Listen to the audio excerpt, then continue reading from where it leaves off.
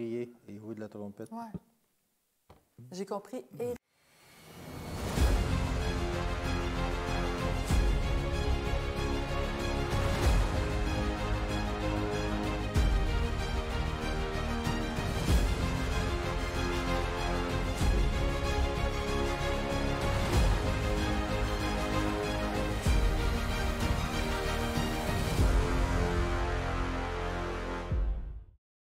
Bonjour à tous.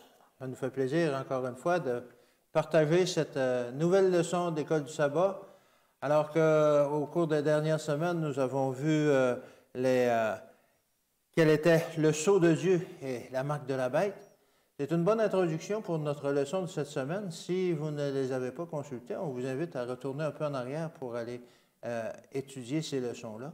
Parce que c'est une suite logique dans le message des trois anges qu'on étudie durant ce trimestre. Alors, encore une fois, merci d'être là, merci de nous écouter. Et alors que cette semaine, on va étudier l'Immaculée de la gloire de Dieu. Alors, qu'est-ce que la gloire de Dieu? On va le voir plus en détail. Mais pour m'aider dans cette leçon, j'ai avec moi Sébastien. Bonjour Sébastien. Salut, ça va bien? Ça va très bien toi-même? Oui. Et j'ai son épouse Stéphanie. Bonjour oui. Stéphanie. Bonjour, bonne journée. Bonne journée, effectivement. Pour ceux qui ne le savent pas, parce que vous pouvez nous écouter à tout moment de la journée, nous sommes tôt le matin en train de partager avec vous cette leçon. Mais comme il se doit, on doit commencer par une prière pour demander au Saint-Esprit de nous guider dans cette étude. Alors, si tu veux prier pour nous, Sébastien. Oui. Alors, notre Père Céleste, on te remercie d'une autre opportunité qu'on a d'être ici à parler de ta parole. Seigneur, on te demanderait que tu nous guides, que tu nous transperces de ton Saint-Esprit et que tu fasses la même chose avec les gens qui nous écoutent pour qu'ils puissent bien comprendre le message que tu as pour nous tous, pour qu'on soit capable de l'assimiler et qu'on ait répandre la nouvelle à travers notre communauté. C'est au nom de Jésus qu'on prie. Amen. Amen. Amen. Merci, Sébastien. Alors, cette semaine, effectivement, on parle de l'Immaculée de la gloire de Dieu. On va faire on va appuyer surtout sur la gloire de Dieu. Qu'est-ce que la gloire de Dieu? Alors, on sait qu'on a vu au cours des dernières semaines, comme je le mentionnais, le sceau de Dieu et la marque de la bête. Et on sait que ça concerne un jour d'adoration en particulier. Alors, on va voir qu'au temps de la fin, il va y avoir des pressions spéciales qui vont être exercées contre ceux qui veulent faire la volonté de Dieu pour qu'un autre jour soit observé. Présentement, nous, on est des adventistes du 7e jour. Alors, le 7e jour, c'est le samedi, mais nous, on l'appelle le sabbat. Parce que c'est un jour de repos qui a été mis à part par Dieu pour, justement, passer un moment spécial avec lui. Mais dans la grande controverse, il va y avoir des pressions, comme je le disais, pour qu'une autre journée soit officiellement observée par tous les croyants. Alors, de cela va sortir quelque chose qui est un genre de pression qui va mettre parfois les chrétiens mal à l'aise, les obliger. Et dans la leçon de cette semaine, on va étudier les dernières prédictions de l'Apocalypse concernant les derniers mouvements de l'histoire. On sait qu'au cours dans la Bible, on a toutes sortes de prédictions qui se sont réalisées. Si on consulte, par exemple, Daniel 2, on voit tous les royaumes du monde qui se sont succédés au cours de l'histoire et elles sont tous derrière nous. Ces prophéties sont tous derrière nous, sont toutes derrière nous, excepté une. Oui. Une qui n'est pas encore arrivée. Dans Daniel 2, au verset c'est 23 ou 24, je pense, si je ne m'abuse. Et ces prophéties-là concernent justement le retour de Jésus. Oui. Et ça va arriver. Comme les autres sont arrivés, ça va arriver. Alors, on est sûr que ces choses-là ont été prédites et elles vont arriver. Alors, il faut bien comprendre, parce que ces prophéties-là nous ont été données pour nous aider à comprendre ce qui va arriver au temps de la fin. Et Apocalypse 18, au verset 1 et 2, ça nous dit qu'il va y arriver un événement spécial. Apocalypse 18, versets 1 et 2, ça dit ceci. « Après cela, je vis descendre du ciel un autre ange qui avait une grande autorité, et la terre fut éclairée de sa gloire. Et il cria d'une voix forte, disant, « Elle est tombée, Babylone la grande, elle est devenue une habitation de démons, un repère de tout oiseau impur, un repère de tout oiseau impur et odieux, de tout esprit impur et un repère de tout oiseau impur. » Alors on voit qu'il va y avoir des choses qui vont arriver au temps de la fin où pratiquement tout le monde va avoir soit apostasié, mais il y en a aussi qui vont demeurer fidèles. Et on va parler aussi de la gloire de Dieu, comme je l'ai dit. Sébastien va élaborer plus en détail tout à l'heure. Mais je vous inviterai aussi à prendre Matthieu 24. Matthieu 24 au verset 14. Matthieu 24 au verset 14, ça parle aussi d'une bonne nouvelle. Et ça dit, cette bonne nouvelle du royaume sera prêchée, excusez-moi, cette bonne nouvelle du royaume sera prêchée dans le monde entier pour servir de témoignage à toutes les nations. Et le plus important, alors viendra la fin. Alors viendra la fin. La dernière prédication qui va avoir été faite dans le monde. La Bible nous a fait plusieurs prédications, entre autres, une très importante, la venue de Jésus. Elle s'est réalisée. Et maintenant, on nous annonce qu'il va y avoir une grande nouvelle, une bonne nouvelle du royaume qui sera prêchée dans le monde entier. Et après ça, c'est la fin. Il n'y en aura pas d'autre. Ça va être la dernière nouvelle. C'est une bonne nouvelle. Ça va annoncer le retour de Jésus. Et on espère et on souhaite qu'il va venir nous chercher personnellement. Oui. Parce que c'est ce qu'il annonce. Et puis, on veut être de ceux qui vont être dans tout le groupe pour l'accueillir comme notre Sauveur. Absolument. Alors, cette bonne nouvelle va nous être annoncée. Alors, si cette nouvelle nous est annoncée, c'est pour nous préparer à la crise finale, comme on a décrit tout à l'heure, quand on disait qu'il y aurait des pressions qui seraient exercées. Et je vous invite, pour introduire notre leçon de la journée, on parle de la journée de dimanche, dans 1 Thessaloniciens 5, versets 1 à 6. 1 Thessaloniciens 5, versets 1 à 6. On va le lire. Ça dit ceci. « Pour ce qui est des temps et des moments, vous n'avez pas besoin, frères, qu'on vous en écrive, car vous savez bien vous-même que le jour du Seigneur viendra comme un voleur dans la nuit. Quand les hommes diront paix et sûreté, alors une ruine soudaine les surprendra, comme les douleurs de l'enfantement, surprenant la femme enceinte, et ils n'échapperont point. Mais vous, frères, vous n'êtes pas dans les ténèbres pour que ce jour vous surprenne comme un voleur. Vous êtes tous des enfants de la lumière et des enfants du jour. Nous ne sommes point de la nuit ni des ténèbres.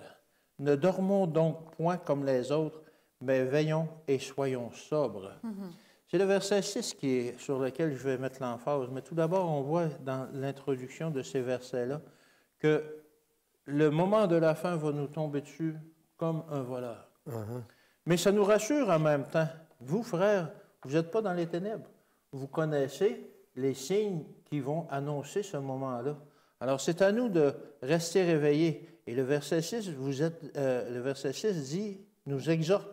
Ne dormons donc point comme les autres, mais veillons et soyons sobres.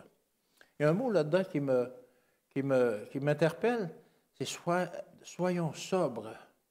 Sobre, la sobriété, dans notre pensée, c'est comme l'inverse d'être ivre. Ivre implique l'utilisation de boissons alcoolisées, mais ce n'est pas de ça qu'on parle dans ce verset-là. On parle de vin, mais le vin de Babylone. Ne soyez pas intoxiqués par le vin de Babylone. On sait que le vin de Babylone, c'est des fausses croyances, des fausses doctrines qui nous sont amenées dans la Bible et que, pas dans la Bible, mais qui sont des fausses interprétations de la Bible et que les gens ont appliquées dans différentes religions, dans leur vie. Alors,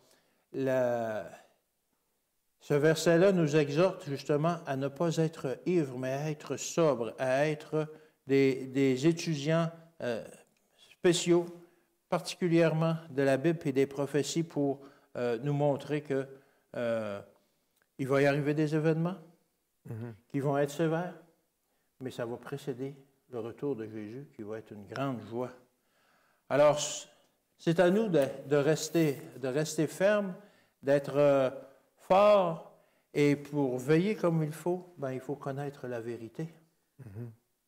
Oui. C'est quoi la vérité? Qu'est-ce que la vérité? Qu'est-ce que la vérité?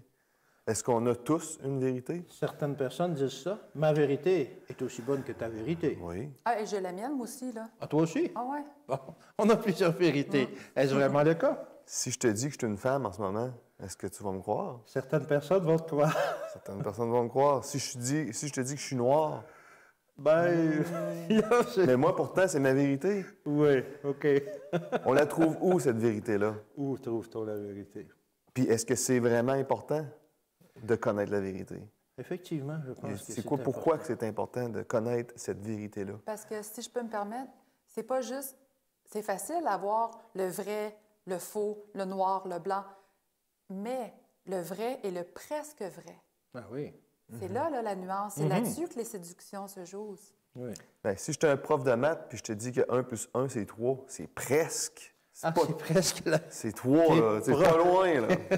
Mais si, en tant que prof de maths, je te dis que 1 plus 1, c'est 3, mais là, tu vas me dire, Sébastien, je pense qu'il y a il te manque des connaissances. Oui, Un petit peu. Hein? Puis ce serait, on va parler des connaissances de la vérité. Jean 8, 32. Vous connaîtrez la vérité et la vérité vous affranchira. En fait, la vérité, ça correspond aux faits. Hein? Oui. Et les faits enseignés en ce qui concerne Dieu et l'exécution de ses intentions à travers qui? À travers Jésus. Donc, il s'est servi de Jésus pour... Jésus est venu sur la terre et il nous a enseigné la vérité. C'est lui, il était... Imaginez que Jésus serait votre professeur directement dans votre face, puis qui vous enseigne ces vérités-là, qui vous donne les connaissances qu'on a de besoin pour connaître la vérité. Je pense qu'il serait fiable comme professeur. Je pense que lui, 1 plus 1, ça serait 2, là. Oui, c'est ça. Pas mal sûr. Je prendrais des notes. Ouais. Donc, on sait que Jésus est la vérité. Oui. Il Donc, le dit, je suis le chemin, la vérité et la vie. Donc, qu'est-ce qui sort de sa bouche? Les enseignements qu'il donne. Ça veut donc dire que qu'est-ce qu'on lit dans la Bible que Jésus dit? Bien, on peut être assuré que c'est la vérité. Absolument. Jean 14, 6, Jésus lui dit, « Je suis le chemin, Oui, la vérité oui, et la vie. exact. Nul ne vient au Père que par moi. Donc, c'est la vérité, c'est le chemin, c'est la vie. Puis en plus, on a besoin de lui pour aller au Père. Il est notre intercesseur, il est notre médiateur. On va plus loin que 1 plus 1 égale 2. Là. Maintenant, on parle de la vie éternelle. Là. Vie éternelle. Mais en fait, ces faits concernant la religion chrétienne sont aussi révélés par d'autres choses. Il y a quelque chose d'autre qui peut nous révéler la vérité. Puis ça s'appelle par l'Esprit. Jean 14, 17. L'Esprit de vérité, que le monde ne peut recevoir parce qu'il ne le voit point. Donc, des fois, quelque chose qu'on ne voit pas, on a de la difficulté à comprendre. On ne le connaît point, mais vous le connaissez, car il demeure avec vous et il sera en vous. Donc ça, c'est une belle promesse. Puis ça, c'est un cadeau gratis, là. Ouais. On n'a pas besoin de payer pour ça, là. Ouais.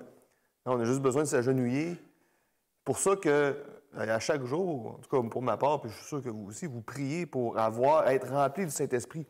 Lorsque vous lisez votre Bible, mais là, moi j'ai un téléphone dans mes mains, là, mais lorsque vous lisez la Bible, c'est important de prier pour le Saint-Esprit. Parce qu'avec le Saint-Esprit, il va vous guider. Parce que des fois, on peut lire la Bible, puis on comprend ça de différents... Mettons qu'on n'est pas dans le bon esprit, on peut interpréter quelque chose, puis là, oups, là, c'est plus la vérité. C'est rendu un mensonge parce que notre interprétation n'a pas été bonne. C'est important lorsqu'on lit la Bible, de demander au Saint-Esprit de nous animer pour nous faire comprendre vraiment ce que la parole veut dire, puis de chercher. Tu parles du Saint-Esprit comme d'un cadeau, mais je pense que c'est un cadeau d'une valeur inestimable pour nous faire comprendre, nous faire trouver la vérité, justement. Oui, c'est le cadeau suprême. Je ne sais pas si ça le dit à quelque part dans la Bible, il me semble, ou peut-être Mme White en parle, mais elle appelle ça un cadeau suprême. Enfin, suprême, ça, c'est... Il n'y a pas mieux. Il n'y a pas mieux que ça. Ensuite, ça dit dans le Jean 8, 32, « Vous affranchira ». Qu'est-ce que ça veut dire, ça, « vous affranchira » ? Affranchir quelqu'un, c'est de le libérer de la prison, rendre libre. Vous rendre libre.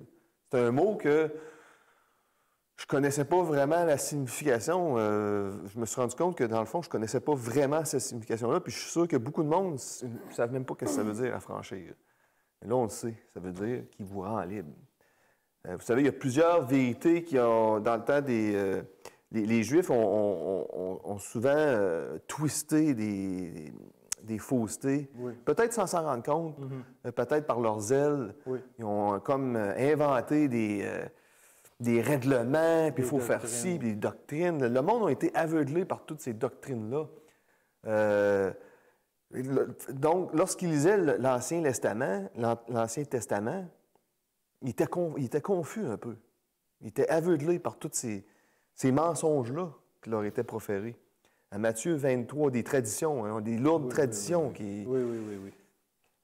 Matthieu 23, 4, si vous voulez prendre votre Bible pour aller à 23, 4, il lit les fardeaux pesants et les met sur les épaules des hommes, mais ils ne veulent pas les remuer du doigt.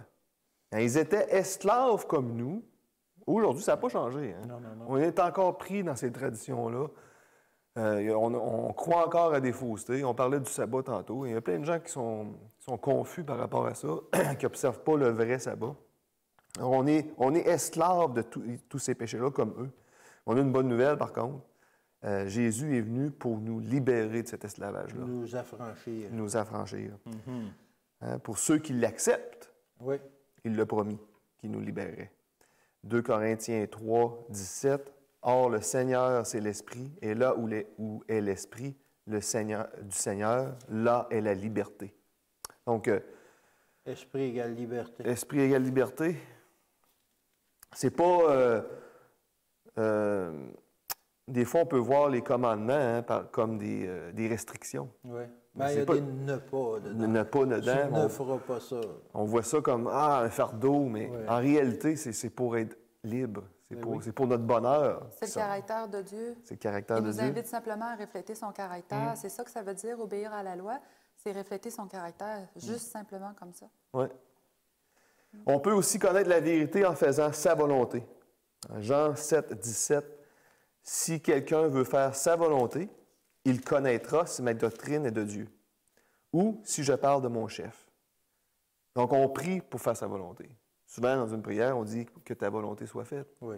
Donc, c'est sa volonté. Et lorsque Dieu nous appelle, et puis qu'on accepte son appel, ce qui est sa volonté, ça ne peut que réussir, parce que c'est la vérité. C'est ce que Dieu a pour nous. Donc, n'hésitez pas à répondre à son appel. Des fois, on se dit « Ah non, je ne suis pas capable de faire ça. » N'inquiétez-vous pas. Si Dieu vous appelle à le faire, il va vous équiper, parce que c'est la vérité. Il va donner les moyens. Il va donner les moyens. Puis, nous connaissons aussi la vérité de la mort. Hein? On connaît, parce que c'est écrit, on connaît la vérité sur le sabbat. On connaît la vérité sur les signes des temps. Donc, c'est toutes des choses qu'on connaît parce qu'on a lu la Bible puis qu'on a étudié la Bible. Puis, est-ce que c'est important de connaître ces choses-là? Est-ce que c'est important de connaître comment Jésus va revenir? Pourquoi c'est important de connaître ça? Pas besoin de savoir ça, mais qu'il revienne, il va revenir. Ben oui, on verra bien dans ce temps-là. On verra bien. Mais le problème, c'est que Satan va faire toutes sortes de choses pour nous décevoir. Puis si on ne connaît pas la Bible, si on ne connaît pas la vérité, si on n'est pas animé du Saint-Esprit, si on ne fait pas sa volonté, on ne saura peut-être pas discerner le faux du vrai.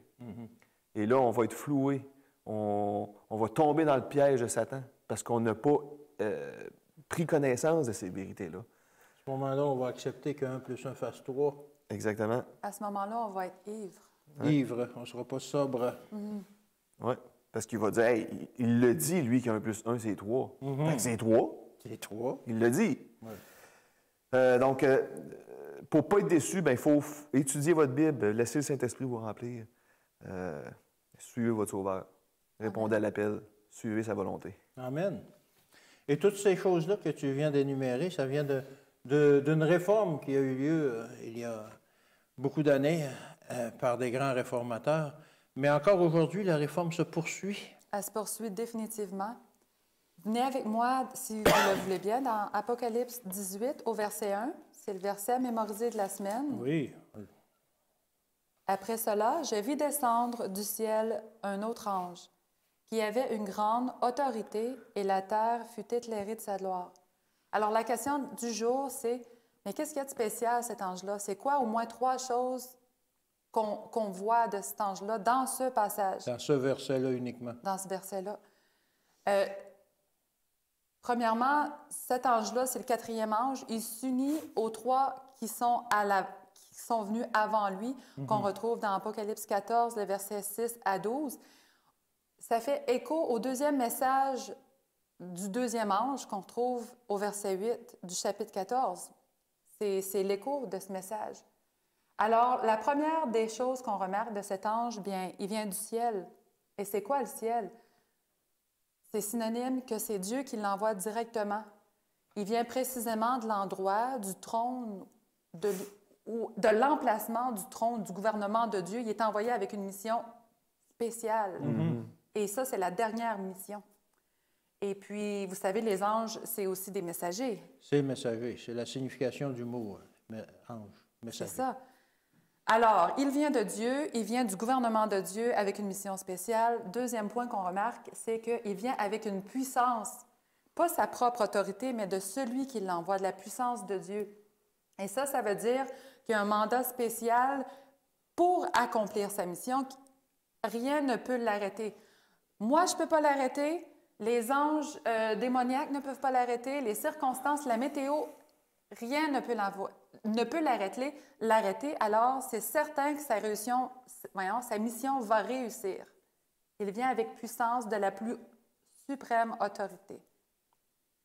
Et le 3e point qu'on remarque, c'est que toute la terre est éclairée de sa gloire. Alors, toute la terre est éclairée de sa gloire, ça veut dire que la terre brille. Mais brille comment? Les lumières sont allumées. Mais qui sont ces lumières? Vous savez, ces lumières, c'est en fait nous. Parce que chacun de nous, on est comme une lumière qui reflète la vraie lumière, la vérité. Alors Satan, il fait tout son possible pour nous garder dans les ténèbres. Parce que ténèbres est synonyme de paresse. « Oh, je vais dormir », de mort, d'inconscience. Mais lumière est synonyme de travail, de vie, de réveil. C'est tout à fait le contraire. Alors, venez avec moi dans Jean 1 au verset 4. Jean 1 au verset 4. Alors, les enfants de Dieu, c'est eux qui brillent. Le caractère de Jésus est manifesté à travers ses enfants. En elle était la vie, et la vie était la lumière des hommes. On parle ici de la parole, et de la parole qui est Jésus lui-même. Lumière est représentatif de présence divine. Dans quel but? Juste de briller? Non, mais de recréer, de dire la vérité, de refléter son caractère. Et le verset d'après, au verset 5, nous dit que cette lumière qui luit dans les ténèbres, et les ténèbres ne l'ont point reçue. Maintenant, au verset 9, cette lumière était la véritable lumière qui, en venant dans le monde, éclaire tout homme. Alors, toute lumière qu'on peut recevoir de Jésus-Christ vient seulement de lui. C'est quand même que tu t'en iras en Inde, en Chine, en Égypte, pour des vieilles traditions, que tu es à la recherche de ton toi intérieur, de ta vérité, ça ne sert à rien parce qu'en fait, la vérité, la lumière, la source est seulement de Jésus, est seulement de Dieu. Est-ce que la mission du 3e ange est couronnée de succès? Absolument. Oui. Absolument oui. Comme le dit aussi si bien mon oncle Habakkuk, je le connais très bien. Oui, c'est mon oncle. Habakkuk 2 au verset 14 nous dit que la terre sera remplie de la connaissance de la gloire de l'Éternel, comme le fond de la mer par les eaux qui le couvrent. Et ça, c'est beaucoup, c'est partout. Alors, c'est à nous de choisir. On a 2 choix. Oui, je le veux, ou non, laisse-moi tranquille, j'ai ma vie, ma vérité, je fais mes affaires. Alors, peu importe notre choix personnel, la réforme se poursuit. La mission de sauvetage de Dieu est enclenchée, ça fait longtemps, puis elle va continuer de se poursuivre jusqu'à son glorieux retour. La gloire de Dieu qui va être manifestée. La gloire de Dieu qui remplit la terre. Alors, qu'est-ce que sera cette gloire? Hein, comme que Stéphanie l'a dit, il y a un ange qui est envoyé de Dieu pour nous annoncer ce dernier message. Puis Dieu va, dans le fond, va nous éclairer avec la lumière de vérité. Il va nous éclairer avec sa gloire. Si on va dans Apocalypse 19, 1, qu'est-ce que ça nous dit, Apocalypse 19, 1? Après cela, j'entendis dans le ciel comme une voix forte d'une foule nombreuse qui disait « Alléluia! Le salut, la gloire et la puissance sont à notre Dieu. Le salut est arrivé. » Donc, le salut, la gloire et la puissance, j'ai remarqué qu'il y a beaucoup de versets qui parlent de ces trois choses-là. Oui. Hein, surtout la puissance revient souvent. Apocalypse 12, 10. Et j'entendis dans le ciel une voix forte qui disait « Maintenant, le salut est arrivé, et la puissance et le règne de notre Dieu, et l'autorité de son Christ, car il a été précipité, l'accusateur de nos frères, celui qui les accusait devant notre Dieu, jour et nuit. » On sait que Satan, qu'est-ce qui s'est passé au tout début? C'est que Satan a accusé Dieu de toutes sortes qui n'étaient pas justes, qui limitaient notre bonheur. Hein, on peut être bien plus heureux, notre liberté, il faut suivre ses commandements, puis ça restreint notre liberté. Regardez, on pourrait être à son niveau, puis... En fait, il accusait Dieu d'être égoïste. Oui.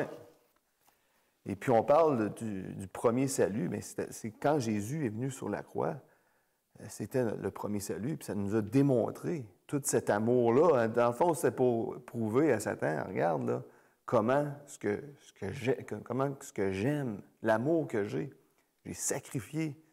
Mon fils, Dieu, Jésus s'est laissé sacrifier, s'est laissé injurier, s'est laissé détruire, s'est laissé battre par amour. Pour toi, pour Stéphanie, pour moi. Par ses créatures. Pour du monde qu'on ne mérite même pas. Imagine que c'est ton enfant qui te bat et qui te fait ça à toi. Comment tu le prendrais? Oui. Ouh. Donc, il a prouvé que cet amour-là, il y avait un amour qu'on ne peut même pas comprendre, qu'on ne peut même pas imaginer. La gloire, dans Romains 3, 23, « Car tous ont péché et sont privés de la gloire de Dieu. » Hein, on a perdu cette gloire, la perfection de Dieu, son image, mais en Jésus, on peut regagner cette gloire. Parce que quand Adam et Ève ont péché, on l'a perdu, cette gloire-là. Oui. Elle est tombée, malheureusement, mais Jésus est venu pour nous la redonner. C'est un beau cadeau, ça aussi. On parlait du Saint-Esprit qui était un beau cadeau, mais ça en a un autre. On est rempli de cadeaux, ils sont tous gratuits, puis on les prend même pas. Absolument. Puis des fois, on les prend, on les repère, on les égare, on les oublie. Oui. On le retrouve. Mais on le retrouve parce que Dieu est toujours là. Hein? Lisons comment est-ce que Dieu a révélé cette gloire-là à Moïse dans Exode 33, 19.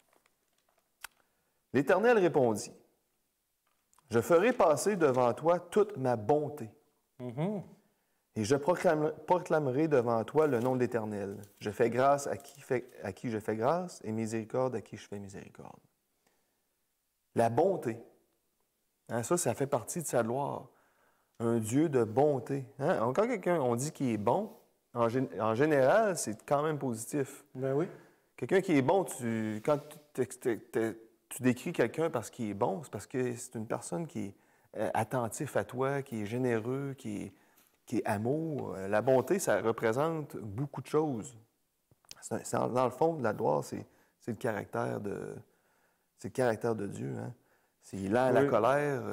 Juste pour préciser, parce que ce que tu énumères présentement, c'est une réponse à la question de Moïse au verset 18 qui dit carrément « Fais-moi voir ta gloire ». Oui. Imaginez, Moïse il y avait cette question-là, puis... Il était quand même en bonne relation avec Dieu. Oui. Mais il voulait voir la gloire de Dieu. Et de là, cette énumération du caractère de Dieu. Oui. Donc, on peut voir que c'est un Dieu d'amour. Amour égale Dieu. Hein. Il est rempli d'amour. Oui. En sa présence, on est rempli de joie. On ne peut être que rempli de joie. Absolument. Psaume Ou psaume. Psaume. J'ai la misère parce qu'en anglais, c'est le contraire. Psaume 16, 11. Tu me feras connaître le sentier de la vie. Il y a d'abondantes joies devant ta face. Amen. Des délices éternelles à ta droite. Des délices. Oui. C'est bon. Ben oui. C'est bon, un délice. Ça me donne faim, là. On a eu plein de délices hier, Oui. justement. On avait beaucoup de nourriture qui était délicieuse. Et c'est là de l'importance de refléter cet amour par nos actions quotidiennes. Que ce soit un sourire, que ce soit d'ouvrir la porte à quelqu'un, d'aider quelqu'un en détresse, de nourrir quelqu'un qui en a besoin, de donner un câlin à quelqu'un qui a de la peine. De présenter Jésus à quelqu'un. Exactement. Puis des fois, on fait toutes ces choses-là, puis on s'en rend même pas compte. Puis les gens le voient. Ce serait donc ça, être la lumière du monde? Ce serait ça. Refléter la gloire de Dieu. Cette lumière que Stéphanie parlait tantôt, c'est ça. Les gens doivent voir le caractère de Jésus à travers nous. C'est pas sorcier, là, c'est pas difficile à faire, mais c'est juste on a quand même la difficulté à le faire parce qu'on est malade. On est malade. Il y a dans la journée de mercredi qu'on parle en ce moment, il y avait à la fin, dernier paragraphe, dans Testimony for the Church, témoignage pour les Églises, volume 6, page 19. Le message de la justice par le Christ doit retentir d'une extrémité de la terre à l'autre. Telle est la gloire de Dieu qui accompagne l'œuvre du troisième ange. Donc, c'est pour ça qu'il faut que cette gloire-là soit reflétée à travers de chacun de ses enfants. Est-ce qu'on veut... Moi et Stéphanie, on est allés au Tchad, puis on a vu... On le voit le péché ici, tous les jours. Là. Oui. Mais il y a des places que... C'est plus évident encore. Puis quand on est ici, on dit « Jésus, reviens-nous plus vite ». Mais je me souviens, Stéphanie, elle a dit, lorsqu'on était au Tchad, elle a dit « Là, je comprends qu'est-ce que ça veut dire, Jésus, reviens-nous plus vite ». Parce qu'on voit la misère du monde, on voit la souffrance. Sous un autre angle. Sous un autre angle. Ouais. L'importance de refléter cette gloire-là parce qu'on veut que Jésus nous revienne au plus vite. Oui. Pour soulager toute cette misère. Pour que ça se finisse enfin une fois pour tous, pour toutes. Et le soulagement de cette misère nous est garanti à cause de l'agneau immolé. L'agneau. On parle souvent de symboles dans l'Apocalypse. Puis je me rappelle dans les débuts, quand je lisais la Bible, j'étais tellement mêlée, je ne comprenais rien. Puis même aujourd'hui, je ne comprends pas tout. Là. Mais il y a un dragon. Mais c'est quoi ça? Il y a un dragon, il y a une femme, il y a des bêtes avec plein de têtes, des cornes, des yeux. Puis là, il y a un agneau qu'on retrouve partout. Oui. La première fois que j'ai lu ça, j'étais perdu. Là. De quoi qu'il parle? Mais en lisant justement avec un des plus beaux cadeaux, le Saint-Esprit, en continuant de creuser, bien là, Dieu nous fait connecter les points 1, 2, 3. Ah, là, ça commence à prendre forme dans notre tête, dans notre cœur. Alors, on parle d'un agneau ici. Dans Apocalypse, par exemple, on parle de l'agneau dans le chapitre 5, les versets 6, 8, 12. Je vais faire un court résumé. Alors ici, on retrouve un agneau qui est sacrifié, qui est immolé, qui est rempli de puissance en même temps et d'autorité. OK. Alors, au chapitre 7, 17, on retrouve un agneau qui a le rôle de berger.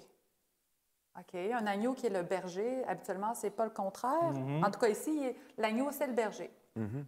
Puis on sait que berger, on l'a étudié dans le passé, c'est synonyme de protecteur, de guide. 14, verset 1. L'agneau est entouré de 144 000 âmes de personnes sur une montagne. OK. 15, 3. Une multitude chante un chant à l'agneau. Alors ici, on a une belle chorale qui chante pour l'agneau. 19, 7. On retrouve le mariage de l'agneau avec sa belle, avec son Église, avec son peuple, avec nous. Bien, j'aime m'inclure dedans. Je trouve ça rassurant. 21, au verset 22 et 23, l'agneau est maintenant le temple de la Nouvelle Jérusalem. Et finalement, 22, versets 1 et 2, l'agneau a un trône, puis en dessous du trône, il y a une rivière, la rivière de la vie qui coule. Alors, c'est comme un peu pas précis, c'est très vague. C'est quoi l'agneau? C'est qui l'agneau?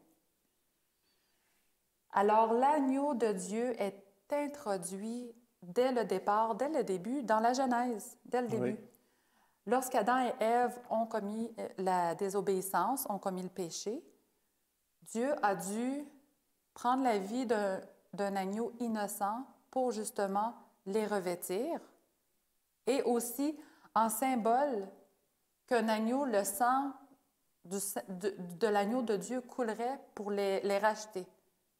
Je ne sais pas si je m'exprime bien. Oui, absolument. Mais parce qu'on sait qu'à ce moment-là, c'est Satan qui était devenu propriétaire, ben, genre légal, là, Oui, oui. parce qu'il l'avait volé. OK, là, on a un problème Peux-tu majeur. dire un petit commentaire par rapport à l'agneau? Oui. Puis toi, tu dois connaître ça aussi, là, les agneaux. Oui. Parce qu'on sait, Dieu, définitivement, donne le caractère. Les animaux ont tous des caractères différents. Hein? Mais l'agneau, là, c'est. Moi, ce que j'ai entendu dire, tu me corrigeras, c'est que tu peux tuer ça, un agneau, puis ça se défend pas, là. C'est ce que mon père me racontait parce que quand j'étais jeune, on avait effectivement des agneaux et puis on était sur une ferme et bien entendu, on utilisait les animaux pour se nourrir. Et ce qu'il me disait, c'est que c'était l'animal que ça lui faisait le plus de peine à tuer parce que devant la mort, l'agneau ne dit rien, ne se débat pas. Il attend tout simplement la mise à mort. Alors, c'est vraiment un symbole approprié pour représenter Jésus, justement, qui est allé devant la mort sans un mot. Notre seule, unique chance sortie de secours, c'était justement de sortir de l'esclavage, là, qu'on s'avait mis les 2 pieds dans le pétrin, puis on s'en est rendu compte un peu trop tard. La seule chance, c'était son sang qui coule pour venir ôter les péchés du monde, pour nous purifier, nous rendre comme avant. Alors, seul le sang de Dieu lui-même pouvait effectuer cette transaction, pouvait effectuer, c'était son sang qui était l'antidote. Est-ce qu'on se rend compte vraiment du prix à payer? Le sang du Fils de Dieu, c'est incroyable. C'était cher. Ouais. Alors... Je le crois, mais j'ai de la misère à m'imaginer que Dieu, c'est son sang qui a coulé. Ouais. C'est le roi des rois. C'est ça. Lorsque le président des États-Unis ou le pape, quand il venait à Québec, il y avait une armée quasiment pour le protéger. Parce qu'on ne veut pas voir le sang du président couler ou le sang du pape couler. Donc, il le protège. Là, ici, c'est le roi des rois, le Seigneur des seigneurs, qui laisse couler son sang pour nous sauver. Ouais. Alors, le sang d'un innocent pour racheter nous, gang de pécheurs coupables. Ouais.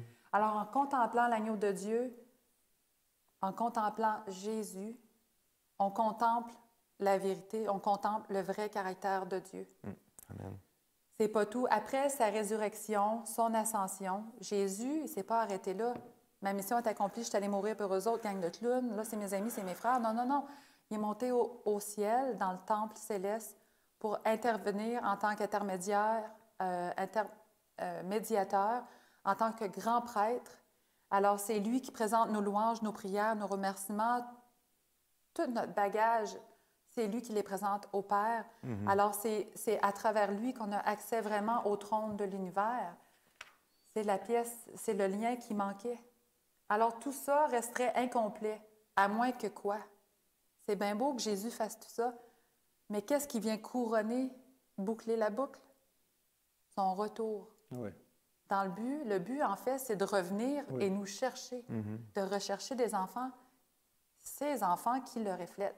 Alors, Amen. son retour va être définitif, il va être complet et le péché va être à jamais anéanti. Et il est garanti, hein? C'est garanti qu'il va revenir. Oui, oui, oui. Qu'on le veuille ou pas, qu'on le croie ou pas, ça va arriver. Oui. Alors, l'agneau de Dieu, en résumé, l'agneau de Dieu désire le meilleur sacrifice de notre part. Qu'est-ce que j'ai, moi, à lui offrir? Le savez-vous? Moi-même. C'est ça, il veut notre cœur. C'est ça le plus précieux, en fait. Ouais. L'ennemi, Satan, il ne veut pas notre maison, notre fortune, notre char. Il veut notre cœur. L'agneau de Dieu révèle le caractère de Dieu, comme on l'a mentionné. L'agneau de Dieu est encore, en ce moment, aujourd'hui, dans le sanctuaire céleste, afin de rendre notre vie merveilleuse. L'agneau de Dieu revient bientôt en tant que roi des rois, Seigneur des seigneurs. Que son nom soit glorifié dans son Église et dans notre vie personnelle. Joignons-nous à la chorale céleste et chantons avec tous ensemble l'agneau qui a été immolé est digne de recevoir la puissance, la richesse, la sagesse, la force, l'honneur, la gloire et la louange. Amen. Amen. Alors, on a parlé de la gloire de Dieu, que l'agneau maintenant soit glorifié, parce que c'est lui vraiment qui a tout fait pour récupérer les pauvres gens, les pauvres pécheurs que nous sommes. Alors, il a été jusqu'à donner sa vie. Alors, je vous invite aujourd'hui à considérer ça sérieusement, sous cet angle-là. Un roi qui donne sa vie pour le moindre de ses sujets, alors ça vaut vraiment l'adoration de cette personne-là. Et c'est ce que Dieu a fait en la personne de Jésus. Il est venu mourir sur terre pour nous. Alors, je vous invite aujourd'hui à méditer là-dessus, sur son grand amour qu'il a eu pour nous et sur son retour imminent, que l'on croit imminent, parce qu'on voit aujourd'hui de plus en plus de signes qui annoncent son retour. Alors, je vous invite encore une fois à considérer ça le plus possible. Et, bien entendu, pour terminer une leçon et pour rendre gloire à Dieu de tout ce qu'il nous enseigne, on va terminer par une prière. Amen. Père éternel, on te remercie de ne pas nous laisser dans les ténèbres, de nous remplir de lumière, Seigneur. Aide-nous à accepter cette lumière, accepter ton caractère. Aide-nous à ne pas être aveugles et ne pas aveugler non plus les autres. Seigneur, tu es le juste milieu de toutes choses. Tu es au centre de l'univers. Pardonne-nous nos péchés, afin qu'on puisse de plus en plus te ressembler.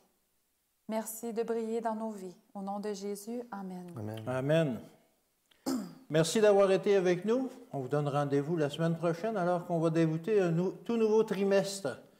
Et ce trimestre va être sur l'Épître aux Éphésiens. Alors, durant 3 mois, durant 13 semaines consécutives, on va étudier justement l'Épître aux Éphésiens. Très intéressant. C'est un rendez-vous qu'on vous donne. Que Dieu vous bénisse au cours de la semaine qui vient. Et gloire à Dieu, comme on l'a appris dans notre leçon. Que la gloire lui revienne entièrement. Amen.